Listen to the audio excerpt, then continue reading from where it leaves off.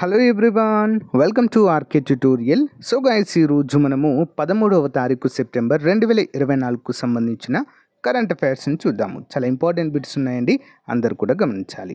అంతేకాకుండా అందరికీ కూడా చిన్న అప్డేట్ అండి, మన యాప్లో వినాయక చవితి సందర్భంగా స్టార్ట్ చేసినటువంటి ఆఫర్స్ అయితే చాలా రెస్పాన్స్ అయితే బాగుందండి. సో ఇంకా ఎవరైనా తీసుకొని వాళ్ళు ఉన్నట్లయితే వెంటనే తీసుకోండి. ఏపీపీఎస్సీ గ్రూప్ 2 కావచ్చు, పోలీస్ కానిస్టేబుల్, ఎస్ఐ, అంతేకాకుండా ఫారెస్ట్ డిపార్ట్మెంట్ ఉద్యోగాలకు సంబంధించి అన్నీ కూడా అందుబాటులో ఉన్నాయి. సో ఒకసారి డెమో చూసి తీసుకోండి. Okay, question number 1. New BRICS development బ్యాంక్లో సభ్యదేశంగా ఇటీవల అధికారికంగా చేరిన దేశం క్రింది వాటిలో ఏది? Which of the following country has recently officially join the BRICS new development bank as a member country? Answer option A అండి, అల్జీరియా. ఏంటది? అల్జీరియా. వివరాలు చూద్దాం. కేప్ టౌన్లో జరిగిన 9వ వార్షిక సమావేశంలో బ్యాంక్ ప్రెసిడెంట్ దిల్మా రౌసెఫ్ ప్రకటించినట్లుగా బ్రిక్స్ న్యూ డెవలప్మెంట్ బ్యాంక్లో చేరడానికి అల్జీరియా అధికారికంగా అధికారం పొందింది. బ్రిక్స్ దేశాలు బ్రెజిల్, రష్యా, ఇండియా, చైనా మరియు దక్షిణాఫ్రికా 2015లో స్థాపించిన న్యూ డెవలప్మెంట్ బ్యాంక్ అభివృద్ధి చెందుతున్న ఆర్థిక వ్యవస్థలు మరియు అభివృద్ధి చెందుతున్న దేశాలలో మౌలిక సదుపాయాలు మరియు స్థిరమైన అభివృద్ధి ప్రాజెక్టులకు మద్దతు ఇవ్వడం లక్ష్యంగా పెట్టుకోవడం అయితే జరిగింది.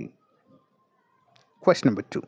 ఐక్యరాజ్యసమితి జనరల్ 79వ సెషన్, జనరల్ అసెంబ్లీ 79వ సెషన్ సెప్టెంబర్ 10న సభ్య దేశాలు అంతర్జాతీయ సమస్యలపై బహుపాక్షిక చర్చల కోసం ఒక ప్రత్యేక వేదికగా నిల్వనుంది. అయితే ఈ సమావేశానికి హాజరయ్యే మొత్తం సభ్య దేశాల సంఖ్య ఎంత? మొత్తం దేశాలు simple. The 79th session of the United Nations General Assembly on September 10th is a special forum for member states to discuss multilateral issues and international issues. But the total number of countries attending this meeting, how many countries అండి? ఐక్యరాజ్య సమితిలో సభ్య దేశాల సంఖ్య ఎంత? 193. Option C. ఐక్యరాజ్య సమితి general assembly సభ్య దేశాలకు అంతర్జాతీయ సమస్యలపై బహుపాక్షిక చర్చలకు గాను ఒక ప్రత్యేక వేదికను అందిస్తుంది. ఈ సంవత్సరం యునైటెడ్ నేషన్స్ జనరల్ అసెంబ్లీ 79వ సెషన్ సెప్టెంబర్ 10న ప్రారంభమైంది. మరి ఇందులో ఏం జరుగుతుందండి చూద్దాం. యుఎన్జిఏ ప్రస్తుతము 193 సభ్య దేశాల నుంచి ప్రపంచ నాయకులను అభివృద్ధి, నిరాయుధీకరణ, మానవ హక్కులు మరియు అంతర్జాతీయ చట్టంతో సహా అంతర్జాతీయ శాంతి మరియు భద్రతకు సంబంధించిన విషయాలపై చర్చించడానికి మరియు సిఫారసులను చేయడానికి ఒక ఫోరంను అయితే అందిస్తుంది. ఇంపార్టెంట్. నెక్స్ట్, విదేశీ వ్యవహారాల మంత్రిత్వ శాఖ ఇటీవల యూరోపియన్ కంట్రీ ఐస్లాండ్కి తదుపరి భారత రాయబారిగా ఎవరిని నియమిస్తూ ఉత్తర్వులు జారీ చేసింది. The Ministry of External Affairs recently issued an order appointing whom as the next Indian ambassador to the European country Iceland. Answer option B అండి, ఆర్ రవీంద్రన్. వివరాలు చూద్దాం. విదేశీ వ్యవహారాల మంత్రిత్వ శాఖ మిస్టర్ ఎం రవీంద్రన్ను తదుపరి ఐస్లాండ్ రాయబారిగా నియమించింది. అతను బ్యూరోక్రాట్ మరియు అనేక సంస్థలు మరియు ప్రదేశాలలో పనిచేశారు. ఎవరు మరి వీరు? ఆర్ రవీంద్రన్ 1999 బ్యాచ్కు చెందిన భారతీయ విదేశీ సేవా అధికారి, అంటే ఇండియన్ ఫారెన్ ఆఫీసర్ అండి. ఓకేనా, ఇండియన్ ఫారెన్ సర్వీస్ ఐఎఫ్ఎస్. ప్రస్తుతము ఐక్యరాజ్య సమితిలో భారత డిప్యూటీ శాశ్వత ప్రతినిధిగా కూడా వీరు పనిచేస్తున్నారు. వివరాలు చూద్దాం. Next one. రక్షణ మంత్రి రాజ్నాథ్ సింగ్ సెప్టెంబర్ 12న India Defence Aviation Exposition IDAX 24ని ఎక్కడ ప్రారంభించారు? Defence minister Rajnath Singh inaugurated the India Defence Aviation Exposition IDAX 24 here on September 12. ఎక్కడండి? ఆప్షన్ డి, జోధ్పూర్ అండి, రాజస్థాన్. వివరాలు చూద్దాం. రక్షణ మంత్రి రాజ్నాథ్ సింగ్ సెప్టెంబర్ 12, 2024న జోధ్పూర్లో ఇండియా డిఫెన్స్ ఏవియేషన్ ఎక్స్పోజిషన్ని ప్రారంభించారు. ఈ ప్రధాన కార్యక్రమం భారత వైమానిక దళం నిర్వహించే అతిపెద్ద బహుళజాతి వైమానిక వ్యాయామాలలో ఒకటైన తరంగ శక్తి 24 వ్యాయామంతో సమానంగా ఉంటుంది. IDAX 24 సెప్టెంబర్ 12, 14 నుంచి అమల్లో ఉంది. ఇది భారతీయ విమానయాన పరిశ్రమ యొక్క గణనీయమైన పురోగతి మరియు సహకారాన్ని ప్రదర్శిస్తుంది. ఇంపార్టెంట్. Next one. ప్రధానమంత్రి నరేంద్ర మోదీ గ్రీన్ హైడ్రోజన్పై 2వ అంతర్జాతీయ సదస్సును ఇటీవల ఏ నగరంలో ప్రారంభించారు? Prime Minister Narendra Modi recently inaugurated the second International Conference on Green Hydrogen in which city? Option A, New Delhi.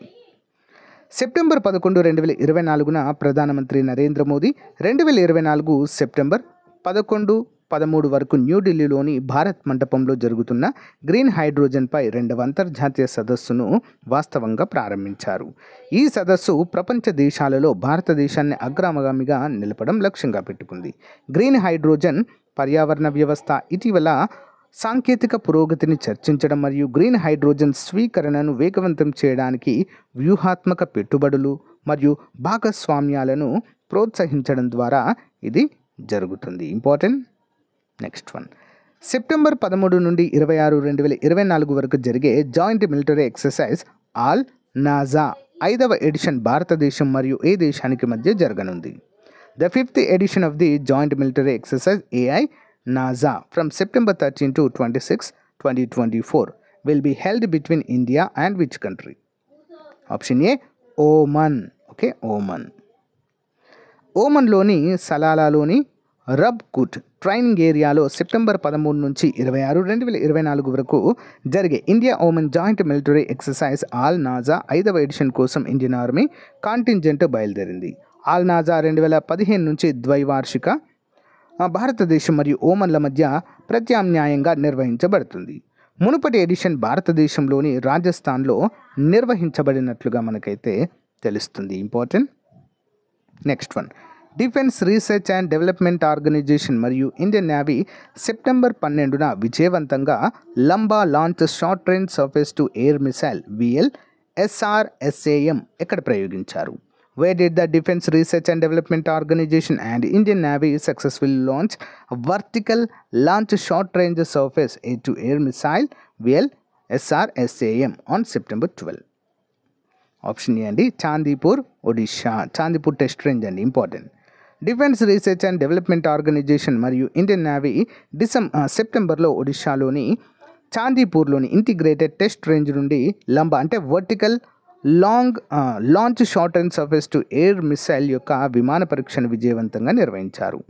12, 2024 మధ్యాహ్నం 3 గంటలకు భూ ఆధారిత నిలువు అంటే లాటరల్ లాంచర్ నుండి ప్రయోగించబడిన క్షిపణి వ్యవస్థ తక్కువ ఎగిరే అధిక వేగవంతమైన వైమానిక లక్ష్యాన్ని నిమగ్నం చేసింది.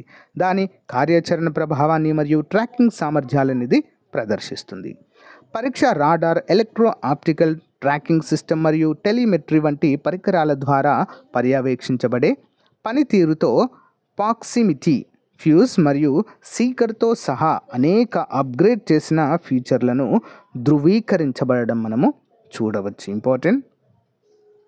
నెక్స్ట్ వన్, ఇటీవల మరణించిన ప్రముఖ రాజకీయ నాయకుడు సీతారాం ఏచూరి ఏ పార్టీలో కీలక నాయకుడిగా వ్యవహరించారు?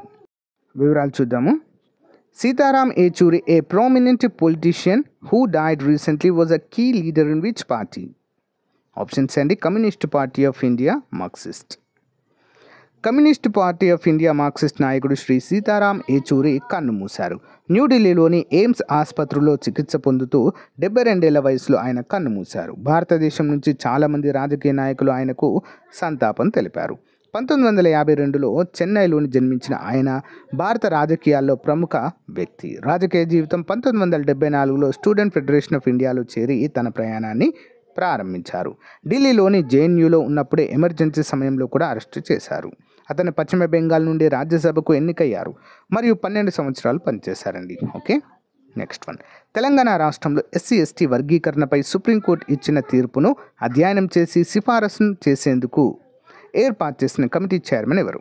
Who is the chairman of the committee formed to study the judgment given by the Supreme Court on SC and ST classification in Telangana state and make a recommendations?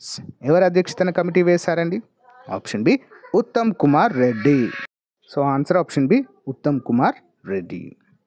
రాష్ట్రంలోని ఎస్సీ వర్గీకరణ ప్రక్రియలో భాగంగా రాష్ట్ర ప్రభుత్వం అడుగు ముందుకు వేసింది. SC/ST వర్గీకరణపై సుప్రీంకోర్టు ఇచ్చిన తీర్పును అధ్యయనం చేసి సిఫారసులు చేసేందుకు సిఫారసులు చేసేందుకు కమిటీని నియమించింది. కమిటీ చైర్మన్గా నీటిపారుదల శాఖ మంత్రి ఉత్తమ్ కుమార్ రెడ్డి, కో చైర్మన్ వైద్య ఆరోగ్య శాఖ మంత్రి దామోదర్ రాజనరసింహ, సభ్యులుగా ఐటీ శాఖ మంత్రి శ్రీధర్ బాబు, బీసీ సంక్షేమ శాఖ మంత్రి పొన్నం ప్రభాకర్, పంచాయతీరాజ్ శాఖ మంత్రి సీతక్క, నాగర్ కర్నూలు ఎంపీ మల్లు రవి ఉంటారు. ఎస్సీ వర్గీకరణపై సుప్రీంకోర్టు తీర్పును ప్రభుత్వం స్వాగతించింది. వీలైనంత త్వరగా తీర్పును అమలు చేస్తామని సీఎం రేవంత్ రెడ్డి అసెంబ్లీలో ప్రకటించారు. నెక్స్ట్ వన్, కరోనా వైరస్లతో పాటు భవిష్యత్తులో వచ్చే వేరియంట్లన్నింటినీ ఎదుర్కొనే నానో వ్యాక్సిన్ను తయారు చేసినట్లు ఇటీవల ప్రకటించిన వుహాన్ ఇన్స్టిట్యూట్ ఆఫ్ వైరాలజీ ఎక్కడ ఉంది? Where is the Wuhan institute of virology which recently announced that it has developed A nano vaccine that will combat all future variants including corona virus. ఎవరండి? చైనాలో ఉందండి ఒక వుహాన్ ల్యాబ్. అందరికీ తెలిసిందే కదా ఇది. చూద్దాం. కరోనా వైరస్ పుట్టుకకు ప్రధాన కేంద్రంగా ఉన్న చైనాలోని వుహాన్ ల్యాబ్ నుంచి కీలక ప్రకటన వెలువడింది. ఇప్పటి వరకు పుట్టుకొచ్చిన కరోనా వైరస్లతో పాటు భవిష్యత్తులో వచ్చేటువంటి వేరియంట్లు అన్నింటినీ ఎదుర్కొనే నానో వ్యాక్సిన్ను తయారు చేసినట్లుగా వుహాన్ ఇన్స్టిట్యూట్ ఆఫ్ వైరాలజీ సైంటిస్టులు తాజాగా ప్రకటించారు. ఈ మేరకు సౌత్ చైనా మార్నింగ్ పోస్ట్ కథనం పేర్కొంది. నెక్స్ట్, దేశంలో తొలిసారిగా స్థానిక ఎన్నికల్లో కాగితరహిత ఓటింగ్ను విజయవంతంగా నిర్వహించిన రాష్ట్రం పేరేంటి? Which state successfully conduct a paperless voting in local elections for the first time in the country? ఎవరండి? మధ్యప్రదేశ్ రాష్ట్ర ఎన్నికల సంఘము భోపాల్ జిల్లాలోని పంచాయతీ ఉప ఎన్నికకు గాను ఒక బూత్లో కాగితరహిత ఓటింగ్ను విజయవంతంగా నిర్వహించింది. దేశంలో మొదటిసారిగా పైలట్ ప్రాజెక్టు క్రింద చేపట్టిన ఈ ఓటింగ్లో 84% ఓట్లు పోలైనట్లు అధికారులు తెలిపారు. బైరాసియా డెవలప్మెంట్ బ్లాక్ పరిధిలోని రుతువా రతన్పూరా గ్రామ పంచాయతీ 295 పోలింగ్ కేంద్రాల్లో బుధవారం ప్రయోగాత్మక ఓటింగ్ జరిగింది. ఇందులో ఓటర్ల గుర్తింపు కార్డుతో పాటు ఓటింగ్ రికార్డ్ చేయడానికి వారి సంతకాలు, వేలిముద్రలు ఎలక్ట్రానిక్ పద్ధతిలో నమోదు చేశారు. నెక్స్ట్ వన్, సముద్ర జలాల్లో భారత యుద్ధ సామర్థ్యాలు మెరుగుపరుచుకోవడానికి $5.28 కోట్ల విలువైన high altitude anti submarine warfare సోనో బైర్లను భారతదేశానికి విక్రయించనున్నట్లు ప్రకటించిన దేశం. It announced the sale of $5.28 crores. ఓకేనా, $5.28 crores worth of high altitude anti submarine warfare sonobuoys to India to enhance India's naval warfare capabilities. ఏ దేశం అండి? అమెరికా. సముద్ర జలాల్లో భారత యుద్ధ సామర్థ్యాలు మరింత పెరగనున్నాయి. $5.28 కోట్ల విలువైన హై ఆల్టిట్యూడ్ యాంటీ సబ్మెరైన్ వార్ఫేర్లను, ఇవి సోనోబైర్లను మన దేశానికి విక్రయించాలని అమెరికా తాజాగా నిర్ణయించింది. సోనోబుల్ను గగనతలం నుంచి ప్రయోగిస్తారు. వీటిలోని ఎలక్ట్రోమెకానిక్ సెన్సర్లు నీటిలో ద్వంద్వలను పసిగట్టి రిమోట్ ప్రాసెసర్లకు చేరవేస్తాయి. ఇంపార్టెంట్. ఇటీవల వార్షిక ఆదాయము 500 కోట్లు అధిగమించి NS1 హోదాను సొంతం చేసుకున్న దక్షిణ భారత 2వ రైల్వే స్టేషన్గా గుర్తింపు పొందినది ఏది?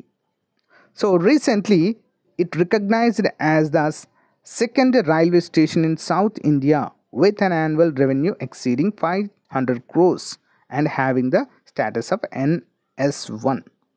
ఆన్సర్ బెజవాడ అండి. ఓకే, వివరాలు చూద్దాం.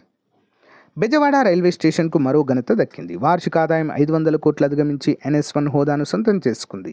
కీలకమైన అమరావతి రాజధాని పరిధిలోని ఈ రైల్వే స్టేషన్ దేశంలోనే టాప్ 28 స్టేషన్లలో ఎలైట్ గ్రూప్లో చేరింది. మరి దక్షిణ మధ్య రైల్వే పరిధిలో సికింద్రాబాద్ తర్వాత ఈ హోదా సాధించిన 2వ స్టేషన్గా నిలిచింది. 2017-18లో ప్రవేశపెట్టిన కొత్త విధానం ద్వారా 500 కోట్ల కంటే ఎక్కువ వార్షిక ఆదాయం లేదా 2 కోట్ల మంది ప్రయాణికులు రాకపోకలు సాగిస్తున్న స్టేషన్కు NS1 హోదా ఇవ్వడం తప్పనిసరి.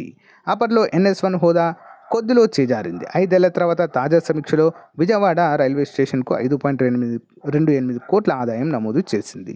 దీని ద్వారా ఈ హోదా అయితే పొందింది. Additional questions. ఇటీవల స్వచ్ఛ వాయు దివాస్ అని కూడా పిలువబడే నీలి ఆకాశం కోసం, స్వచ్ఛమైన గాలి కోసం 5వ అంతర్జాతీయ దినోత్సవాన్ని ఏ రోజున జరుపుకుంటారు?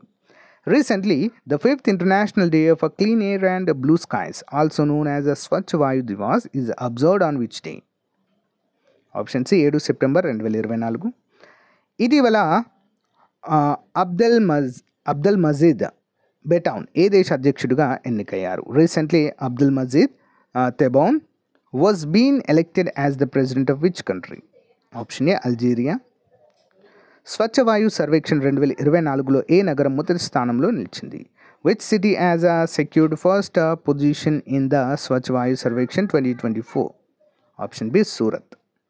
2024 ప్యారిస్ పారాలింపిక్స్లో భారత్ ఎన్ని పథకాలు సాధించింది? How many medals were won by India at the 2024 Paris Paralympics? Option D 29. Sukanya Samriddhi Yojana ఇటీవల వార్తల్లో కనిపించింది. ఏ సంవత్సరంలో ఇది ప్రారంభించబడింది? Sukanya Samriddhi Yojana recently seen in the news was launched in which year? Option B 2015. So guys, ఇది రోజుకు సంబంధించిన మోస్ట్ ఇంపార్టెంట్ కరెంట్ అఫైర్స్ అండి. మీకు నచ్చితే లైక్ చేయండి, తప్పకుండా మీ ఫ్రెండ్స్తో షేర్ చేయడం మాత్రం మర్చిపోవద్దు. Thank you for your time. Have a nice day. Bye.